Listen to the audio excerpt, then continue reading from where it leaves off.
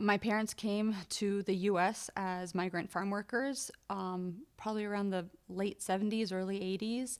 They grew up really, really poor, and they would work all the time. My older sister and I really raised ourselves, and then eventually came my little brother. We were alone a lot. We raised ourselves.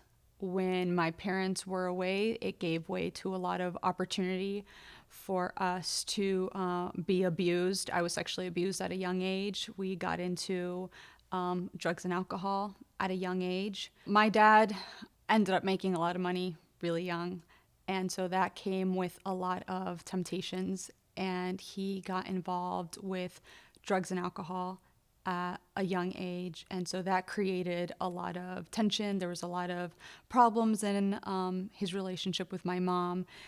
I didn't know until a lot later on how unfaithful my dad had been to my mom. I didn't know that he had been abusive towards her. He had trafficked drugs. He had done a lot of drugs.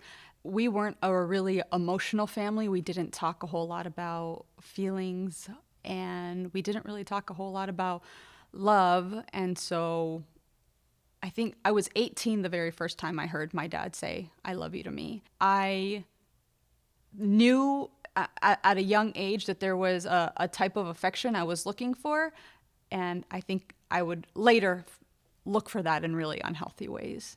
When I was 14, I started a relationship with someone who was 18. We had made a plan to hook up, and I had tried to ask him to stop, and he didn't. And I just remember at that time kind of feeling like a failure, like I had messed up, like I didn't hold up my end of the bargain. And I think he used that in his manipulation.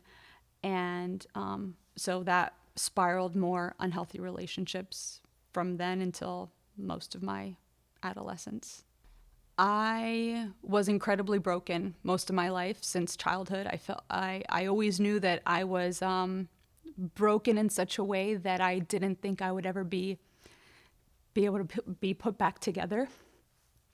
And so most of my life I knew that there was just there was a lot of brokenness. And so I was 18 years old in 2007 when my dad went into kidney failure, and he lost the use of both of his kidneys and was on dialysis.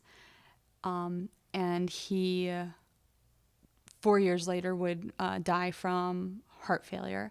It was really hard, and it led me to try and seek the Lord a lot more, and God really revealed himself in that to me and to my family, and he really used that for to draw me closer to God. So he died in 2007, but not before me and my family got to hear firsthand testimony that my dad had dedicated his last couple weeks alive to the Lord and trying to get as many of his friends and buddies, his old drinking buddies, to come to know God. I would have no idea at the time then of everything that I've gone through, everything that I've experienced, that God would use it or use my situation and my hurt into teaching sexual abuse prevention. So I am now a licensed mental health counselor, and I'm also a marriage and family therapist. I have been working with young people in youth enrichment programs and youth development programs for almost 10 to 15 years now. And so that's one of the things that I do now. I develop curriculum, and I develop workshops for sexual abuse prevention, for safety, child safety, and human trafficking prevention education.